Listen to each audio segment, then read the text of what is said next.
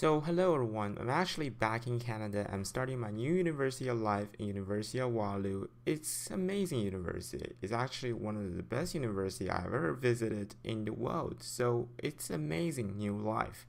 And most importantly, I'm starting my YouTube again. I'm restarting my YouTube after 2 months rest in China because everyone knows that China has limited internet resources. We don't have like official YouTube access or Facebook access or Twitter access. All we can depend on is the VPN, but sometimes you know that VPN service is not that reliable and not that fast. So it's really difficult to actually uploading video from China mainland. And yeah, so it's great to be back here in Canada to restart it again and talking about new technology that is happening in the past 2 months. I think there are a lot of new phones coming out in the past 2 months, and I want to talk about the Galaxy Note 8 specifically. I think Galaxy Note 8 is a very interesting device, and many people say it's just a small upgrade from the Galaxy S8 and S8 Plus, but I hold a different opinion than this. I think Galaxy Note 8 has some features, some really cool features that Galaxy S series don't really have. For example, the RAM upgrading from 4 GB of RAM up to 6 GB of RAM. It seems like just a 2 GB of RAM difference, but it actually makes a huge difference in Android phone if you know that. I've been using Oneplus 3T before. A 6 GB of RAM of an Android phone is really having a much better, much smoother experience than the 4 GB of RAM phone. It holds a lot of things in the background. You can do multitasking in the background. It's very cool.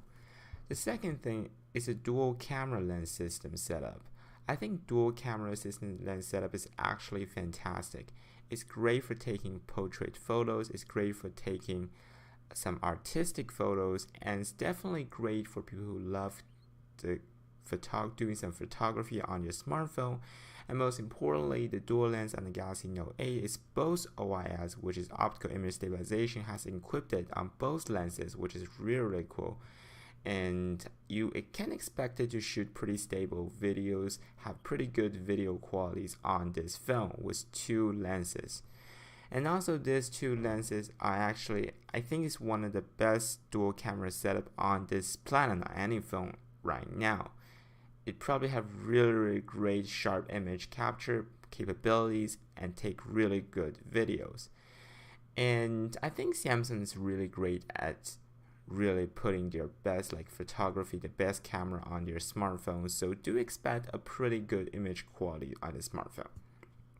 The third thing is the S Pen. The S Pen is just at the heart of all the Galaxy Note series, and that is what makes Galaxy Note series so different than a smartphone, is the S Pen. The S Pen can do a lot of things, for example, take down notes even without actually opening your phone, without actually activate your phone. You can just directly write on the always on display on the screen to take them some notes, to do some drawings, to do some photo editings. I think that is very cool. And I'm not actually a big fan of the S Pen. I think that I'm not that kind of person that actually use S Pen to take down notes, to draw something that often. So I'm really not a big fan of the S Pen. But for people who have these kind of requests for these kind of hobbies, you can call that, on drawing, on doing some paintings on your phones, I think the S Pen is absolutely great for you. And also I have to mention one thing is that the Galaxy Note 8 is a very expensive, pricey phone, starting at a price of $1,299 Canadian dollars here in Canada, which is absolutely ridiculous. Even the iPhone 7 Plus costs just $1,000 $1,000 here or $1,100 here, but $1,300 for a Galaxy Note 8, which is a kind of a ridiculous price. So this is something I'm really worried about, because every smartphone manufacturer is kind of raising their price level of their phone to a whole new level, and our smartphone is getting more and more expensive than before. And every year, the price of our smartphone is actually increasing a lot. So that is something I'm pretty worried about. And we expect to see more expensive phone coming up very soon. For example, the new iPhone 8 or iPhone 10 or iPhone X or iPhone Edition, whatever the name they called it, is that great iPhone. And we also could see a price increase on the new Google Pixel phone. So all these flagship smartphones are kind of increasing their price bar to a whole new level. So that is something you should be aware about. What does it mean for our customer is that we need to make more wise comparison between different phones to pick the one that we actually need. So I think the Galaxy Note 8 really have a different design than the Galaxy S8 Plus. Especially on the front, the display is a lot flatter, which gives people more area to write and draw. Do not have that much like curved edge on the side. I think this really like fit the name called Note. The Note series designed for people who love drawing, who like take down notes. So more flat area is actually more easier to draw, more easier to use in the S Pen. And of course, the fingerprint position hasn't changed. It's still at the back, still has this weird position right beside the camera. So my recommendation, if you're getting a Galaxy Note 8 or S8 or S8 Plus, is get a case. Especially my recommendation is the Alcantara cases that Samsung officially sold on their website. I think that case can really solve the fingerprint position issues. So other than that, I think the specs definitely on this flagship level. It's 835 Snapdragon processor. All these kind of thing, I think it's not even worth to mention. All these hardware is really good right now. What I really want to talk about today is actually the software of Samsung. I honestly don't like the software of Samsung. Samsung doesn't put a heavy coating on the stock Android, and that is not good. I really love how easy, how simple, how neat the stock Android version goes. I really don't like the heavy coating Samsung put on to the Android.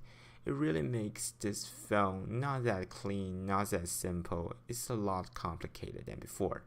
Also, I realized that all the Samsung Galaxy phone, especially like even the flagship smartphone, can get pretty laggy after using it for like a month or half a year or a whole year. It can get pretty laggy. So I don't know what caused this. Probably their software issues, and also their Bixby is not that great at all because they are just at the starting of the development. So we will definitely we're hoping to see some improvement in the near future, but it's not good at all. So what I really don't like about Samsung actually is software. I think this software is the biggest drawback, biggest problem of their flagship smartphone. So I would not gonna buy this Galaxy Note 8 phone. I would definitely skip it and looking forward to the Google Pixel and the new iPhone coming up, because Google Pixel and iPhone is using their own software. Like iPhone is using iOS made by Apple, and Google is also using Pixel made by Google, using Android system made by Google.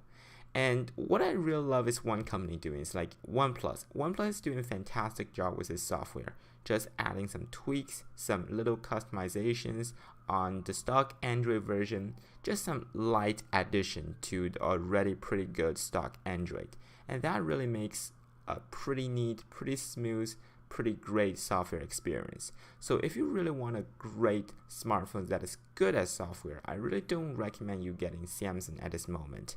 I really recommend you getting like the phone like the Oneplus, like Google Pixel, like the iPhone that have fantastic software experience, a smooth software experience. I think that's what many people are looking at. I think the software is kind of at the soul of every smartphone. It's at the soul of every smartphone. And without a great software, even no matter how great the hardware is, no matter how great all these new features, new technology really is, it cannot work well. I know Samsung has a lot of leading edge technology, for example, the Edge, the new design, all these are fantastic. But without a great software, it won't be any good. It won't be any good. So I hope Samsung really improving on their software to make it better. And I'm super looking forward to the new phone, the new iPhone, and new Google Pixel. That's it for today. Thank you for watching and have a great day.